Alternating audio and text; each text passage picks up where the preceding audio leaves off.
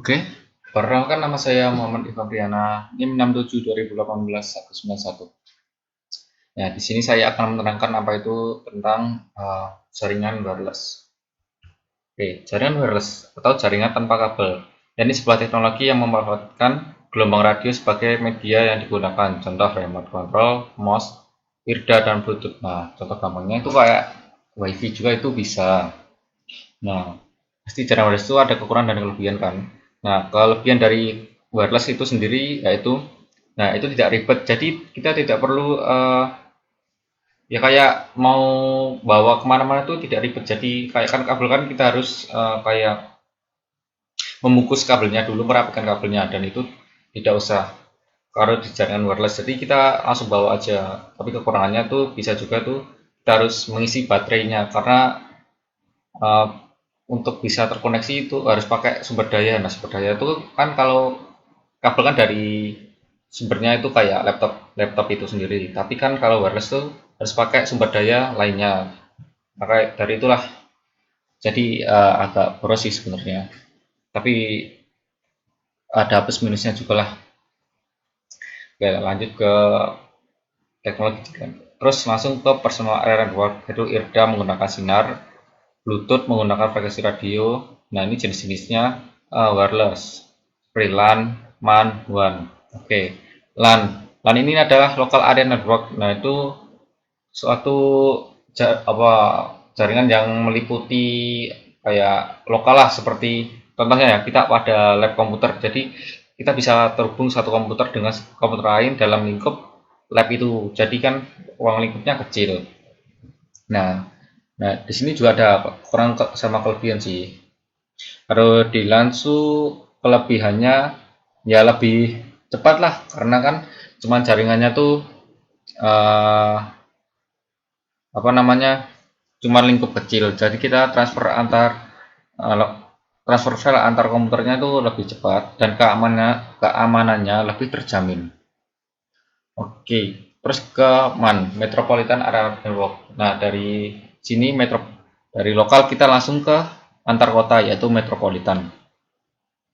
Ya. Bedanya bedanya dengan LAN apa? Nah, itu eh, jangkauannya. Kalau LAN kan cuma lokal kayak antar lab atau antar gedung cuman satu gedung kan. Kalau metropolitan ini MAN itu antar kota. Jadi bisa eh, kota A ke kota B itu bisa.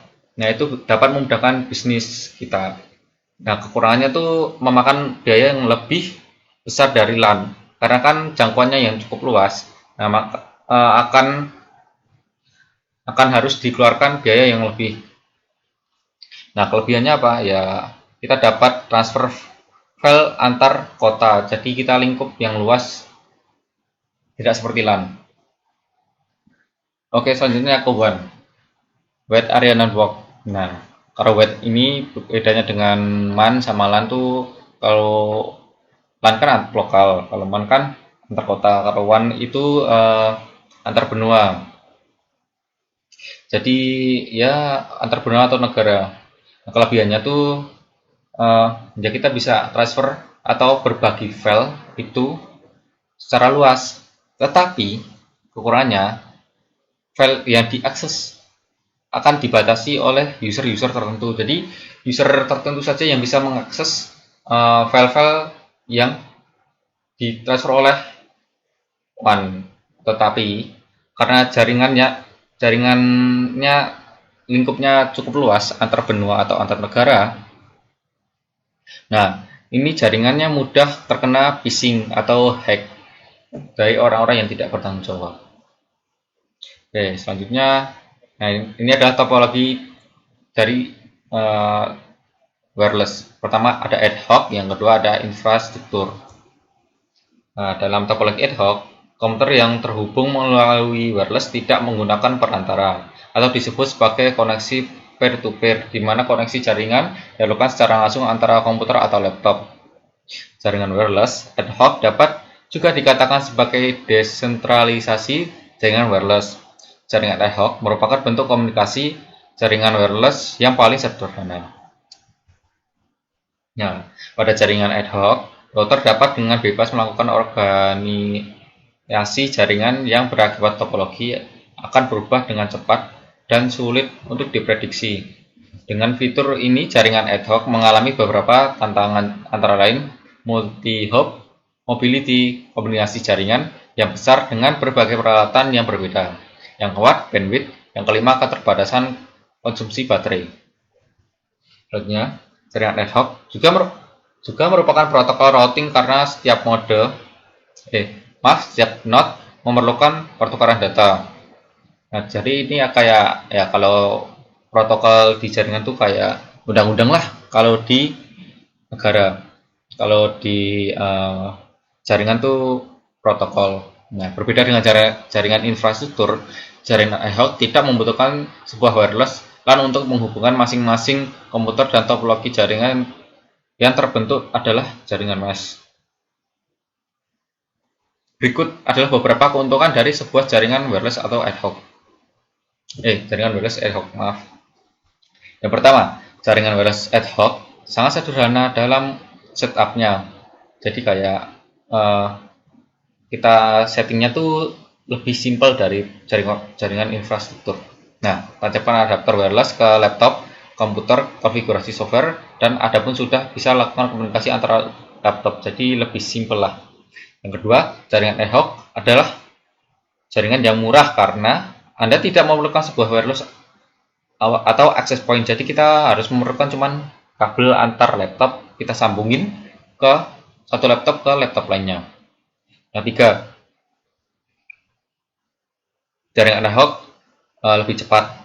Rate throughput-nya antara adapter 2 kali lebih cepat daripada antara menggunakan wireless access point dalam topologi infrastruktur. Jadi aksesnya lebih cepat daripada infrastruktur karena antar kabel. Yang kedua, topologi infrastruktur. Konsep jaringan infrastruktur di mana untuk membangun jaringan ini diperlukan wireless LAN sebagai pusat. Wireless LAN memiliki SSID sebagai nama jaringan wireless tersebut. Dengan adanya SSID, maka wireless LAN itu dapat dikenali. Pada saat beberapa komputer terhubung dengan SSID yang sama, maka terbentuklah sebuah jaringan infrastruktur. Jadi kita perlu kayak pemancarnya satu untuk menghubungkan laptop satu dengan laptop lainnya. Terlihat bahwa beberapa komputer dihubungkan oleh satu wireless LAN. Di sini topologi jaringan yang terbentuk adalah topologi star, yang pada di gambar ini adalah topologi star. Oke, selanjutnya Anda bisa memperluas jangkauan jaringan wireless dengan menambahkan sebuah access point seperti DAP 2590 airframe dari D-Link atau DWL 77000.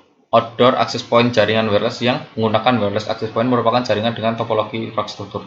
Jadi kita dapat memperluas jaringannya dengan tambahan access point. Jadi kita bisa kan beberapa access point kan cakupannya ada yang besar ada yang kecil. Nah, itu tergantung Anda untuk memperluas atau memperkecil jaringan tersebut. Nah, tentunya dengan jaringan topologi infrastruktur memungkinkan Anda untuk satu. Nah, ini kayak keuntungannya terhubung kepada jaringan kabel LAN. Sebuah wireless access point memungkinkan Anda memperluas jaringan LAN Anda dengan kemampuan koneksi secara wireless. Komputer pada jaringan kabel dan komputer dengan koneksi wireless bisa saling berkomunikasi satu sama lain. Hal ini lah yang menjadi kekuatan utama dari topologi wireless infrastruktur. Kedua, memperluas jangkauan wireless Anda dengan jalan meletakkan sebuah wireless access point di antara dua adapter memperpanjang jangkauan menjadi 2 kali lipat. Jadi ya kayak nggak kayak jaringan ad hoc yang cuma antar komputer tuh kan pakai kabel tuh nggak mungkin kita bisa panjang banget kan. Nah, kalau di sini kita cuma dapat meletakkan access point untuk memperluaskan area.